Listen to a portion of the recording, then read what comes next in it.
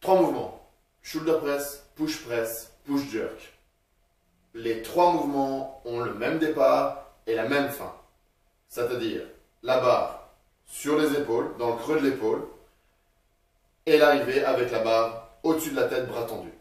Maintenant, la façon d'amener la barre au-dessus va être différente pour les trois. Et plus en changeant de technique, donc de shoulder press, à push jerk, plus on va pouvoir mettre de poids. Pour le shoulder press, et pour les trois autres, la position de départ va être la même. Donc, barre sur les épaules, les mains à l'extérieur des épaules, légèrement à l'extérieur, les coudes vers le bas, mais légèrement devant la barre. Donc pas derrière la barre, légèrement devant. On n'est pas dans une position de front squat où on va avoir les bras parallèles au sol. On est vraiment dans cette position ici qui est spécifique pour ce mouvement-là. Shoulder press, alors pour le faire, la barre sur les épaules.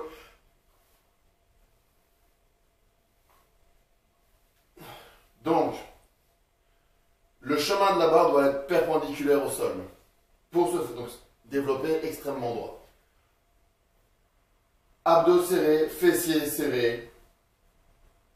Je mets ma tête en arrière pour laisser la place à la barre et je développe avec les bras. Et je reviens.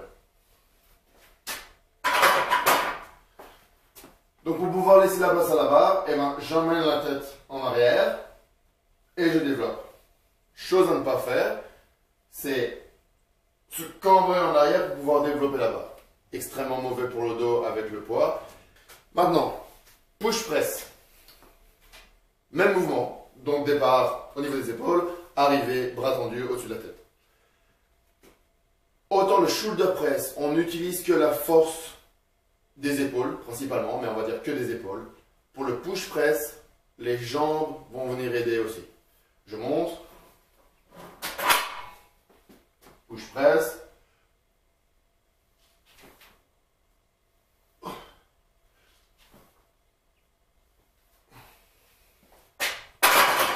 un petit peu différent.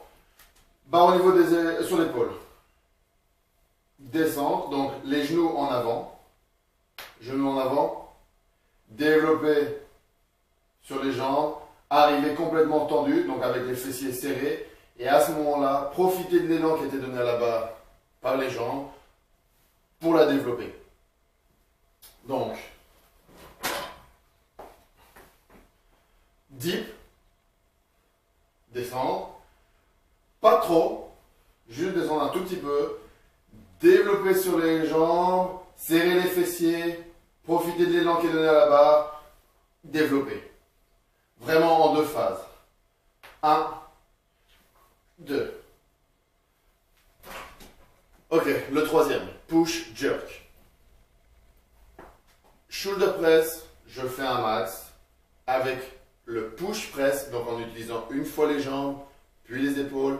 Je peux théoriquement augmenter ce max d'à peu près, on dit entre 20 et 25%. Avec le push jerk, là il y a trois mouvements différents, donc je vais utiliser une fois mes jambes, puis mes épaules, encore une fois mes jambes. Et là on augmente encore de 20 à 25%. Mouvement pour le push jerk. Même départ que pour les deux avant.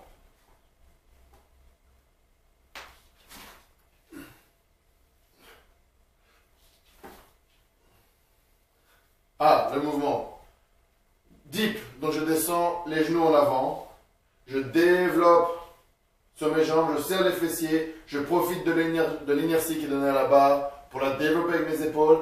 Mais le poids est extrêmement lourd. Et donc je n'ai plus les moyens de lever la barre. Et une fois que le poids est extrêmement lourd, je repasse en dessous de la barre. Et là, je développe avec mes jambes qui sont bien plus puissantes que mes bras. Donc, shoulder press, uniquement les épaules. Push press, une fois les jambes, puis les épaules. Push jerk, une fois les jambes, épaules, le poids est trop lourd, je repasse en dessous de la barre et je développe avec les